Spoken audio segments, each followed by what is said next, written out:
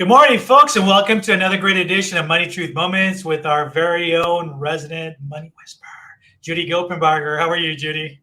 I'm awesome. It's good to see you. Happy Tuesday. Happy Tuesday. And folks, we're starting a little late. We had a little bit of technical difficulties, but it's all good. It's going to be a fantastic show. So we have a lot to cover. This is one of those shows that if you're just tuning in for the first time, you're in for a treat.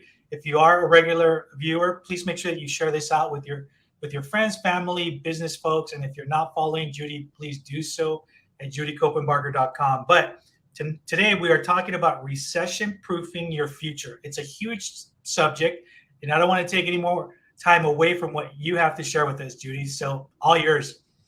Okay. Well, there's so much in the news about what's going on with the economy. Some of us don't even need to tune in to know that things have changed in the last couple of years. We have a whole new world. Some things are brand new. We've never seen anything like this before. Other things have happened many, many times in the past. It's cyclical. And it's part of the economy. It moves and breathes. It goes in like the tide. It goes in, it goes out. It goes in, it goes out. So for those of us in the financial industry, it's normal to have recession and then to have the growth. And so right now we're having this constriction for many, many reasons. And it's not just political. It's just what's going on in the world. Lots of reasons. And there usually are multiple reasons. And so that's kind of where we are. So the question becomes, I'm feeling something different with my pocketbook, with my bank account, with my work situation. It's changed. How do I respond to the change in a way that really impacts my family positively? How do I deal with this new normal at my house? And that's the practical advice that I'd like to offer you. Just some things to think about, some things to consider as we're going through this new normal and you're creating your new future financially for you and your family. So let's look at a couple of things that you can do. So we're not going to talk a lot about theory today or policy or economic history. Let's just talk about what we can do when the rubber meets the road. What can you do at your house today or tomorrow or by Sunday afternoon at 5 o'clock that will really make a difference with your personal finances, with your small business? What practical things can I do? So I've made a list of just a few things that will really be able to help you. And if you just took one or two of those things, you'd probably have an impact. You'd probably feel a difference. So let's take a look at those. The first thing is when we have recession, when we have this kind of constriction, financially on the big picture, the 30,000 foot view, cash is king. And anytime you're in transition, cash is king. You're like, well, that'd be great if I had some. That'd be great for the people that do have some. But there is always a way to get cash. And I think the first thing to think about is my mindset right? Do I believe it's possible? Do I believe I can more than survive? I can actually thrive. If you don't believe that, you're probably going to be right? If you think you'll fail, you're right. If you think you'll not fail, you'll be right. So get your mindset right, and then think about what can I do to have cash. So cash is king in this transition time. So there are three ways when the ends don't meet, you run out of money before you run out of month. There are three things you can do. And we've got a great process for this. It's really three options and maybe a combination of them. But you can either earn more money, or you can spend less money, or you could sell something. That's really everything you can think of that would make a difference and change the trajectory of your cash and your cash flow is going to come from one of those three things. So you can save more money, make more money. You can spend less, cut down on expenses and sell something. So let's take a look at what you could do to save more, to earn more. Maybe it's time to think about a side hustle if you haven't before.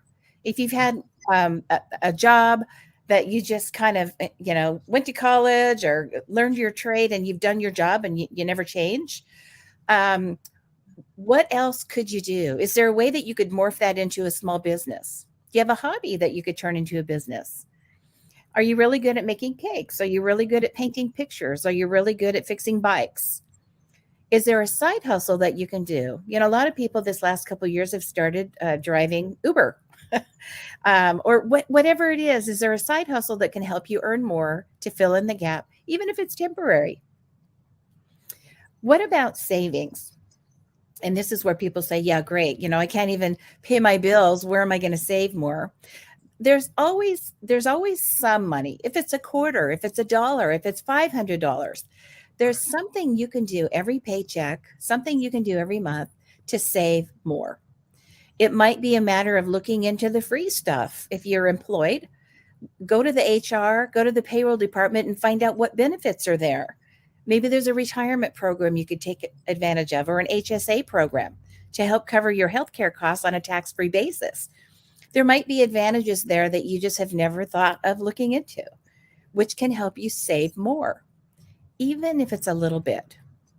And by savings, I don't mean put some in an account and then go rate it, when you're short. I mean, really save it. Act as though it's an expense, and consider putting yourself on your list of expenses at the beginning of every month. So you pay for your housing, you pay for your gas, you pay for your cell phone bill, you pay for all these food, all these things. Why not put yourself on the list and pay for your future as you're going through your expenses, and make yourself part of that list? So those are things that you can do to earn more, to save more. What can you do to spend less? Well, when you look at your expenses, they're either fixed or flexible. If they're fixed, that means they don't change. That's your insurance payment, that's your housing payment, your rent or your mortgage. Those are the things, maybe utilities, they don't change a whole lot, your cell phone bill, things like that. But then you have your flexible expenses. That's your expenses that you have control over. How much gas do you need to put in your tank? How much food do you need to put in your tank, right? Maybe there's a way that you could spend a little bit less in some of these areas. Do you really need 897 Cablevision channels? Maybe. Do you really need 5 different subscriptions to the movies? Maybe, but maybe not. So if there's a way to spend less, it might be possible. And one area of spending less that some people overlook, they get so frustrated thinking about credit card bills and consumer credit, which wasn't there before, but maybe because of circumstances in the last couple of years, we have debt now, consumer debt. You can always call the credit card companies and negotiate a lower interest rate. Most of the time they'll agree and they'll give you something. So instead of 29.7% interest, maybe you could pay 14 or 9 or 3 or 4, right? So you can always call and ask. Most of the time they will work with you because they want to keep your business. And that might be a way to save, $50, $100 a month. For some people, it might be several $100s a month that you save just in interest on that consumer credit. So consider paying less on things like that. Negotiate. You can always ask, what are they going to do? Say no? And chances are not all of them will say no. And then the third option, you can earn more and save more. You can spend less, or you could sell something. And I've had so many people in my world, so many clients and friends and family of clients in the last couple of years, not only wake up to what's important to them, when you have this pandemic and you have people that are ill, a lot of people that we've lost, almost all of us know someone that really did not make it through this whole pandemic. We've all been touched by this. And then our personal experiences, right? So we're starting to think about what's important. Where do I really want to live? Who do I really want in my life? What kind of work do I really want to spend my time doing? When I put my head on the pillow at night, have I really had a meaningful day doing meaningful work, spending time with meaningful people in my life? Or am I just kind of on that hamster wheel? And so many people that I've talked to have really kind of had this awakening to, what do I want to do next? What do I want to stop doing? The better question is, what should I say no to? No more. And a lot of people are moving. So they're making, this is kind of about the sell something issue, but they're moving. So they're selling their house and they're going to a different lifestyle in a different place. maybe with a different economic underpinning. I'm in Southern California here, and so the cost of living is higher on the coast, and we're at probably one of the highest spots in the country. And so it's easy to go from, paying the highest housing and everything else to, a simpler life that is less costly. So many people I know have done that. Now that would be, selling the house you live in, that's a big thing to sell. But you've got stuff in your garage, you've got stuff in your closets. It's amazing how we accumulate things. If you don't have more going out than comes in, pretty soon you end up with a house full of stuff. Yeah. And so, the bike that you haven't used for a while, the treadmill, maybe you take walks now and you're not riding the bike so much. You've got old DVDs and CDs. You've got appliances that you don't need anymore, or they're just sitting there getting dusty.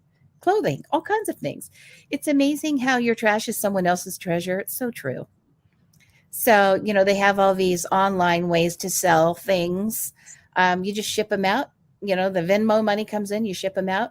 It's a nice way to not only clean out and get ready for the new future for you, but to make some cash as well. So it might be, a garage sale. It might be selling your house. I've had so many people say, now that one or both of us are working at home and it's working out really well, we don't need 2 cars or 3 cars. So you could sell a spare car. And it's not just the money you get from the car, which right now are a premium, by the way. It's a good time to be selling used cars, not buying them.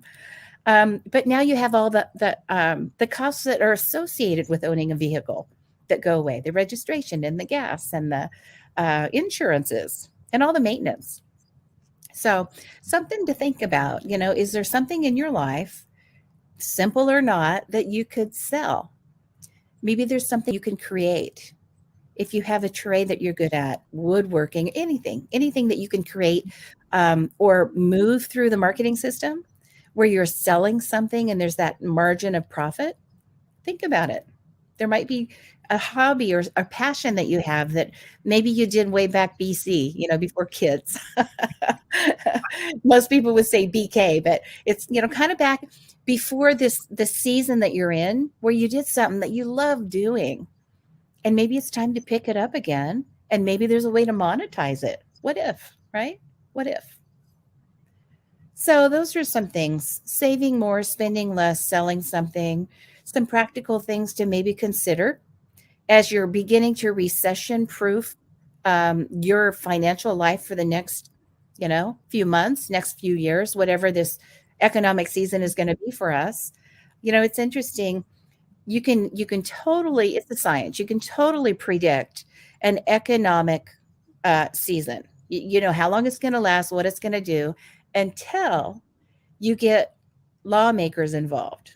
When you get the government and the policies and the laws involved, changes everything.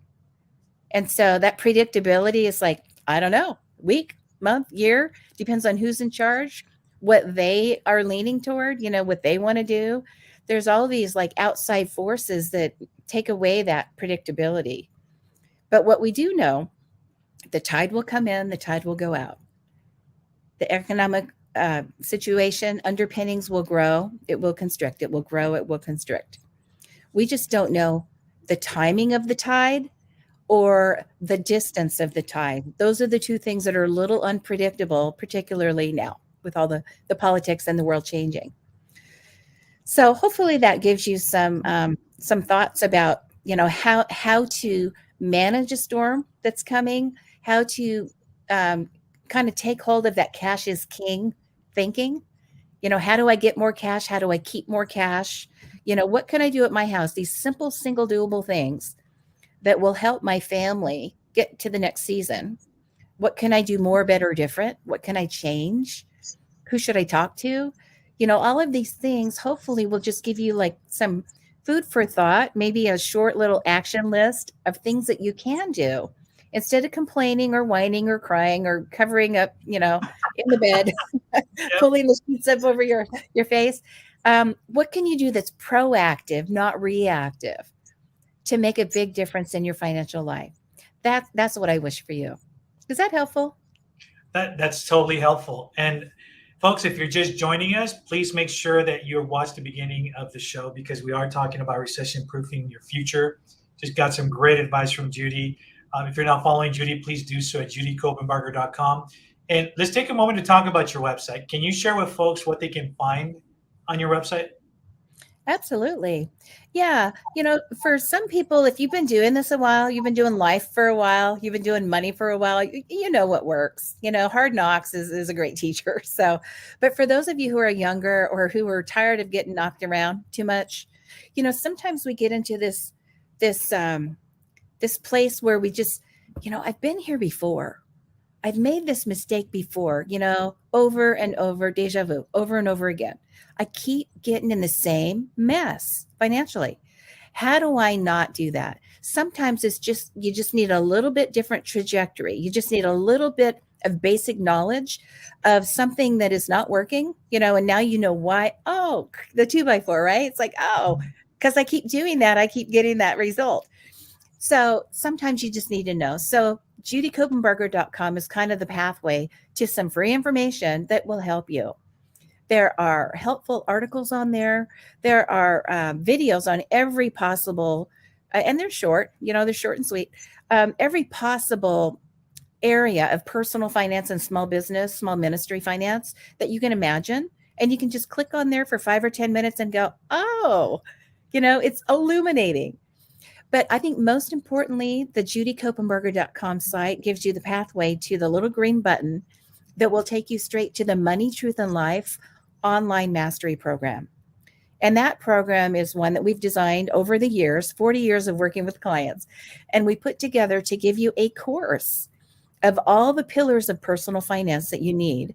Everything from permanent life insurance to temporary life insurance. What's the difference? And why do they keep coming at me, selling me this whole life stuff, right? Is it really what I need? Maybe.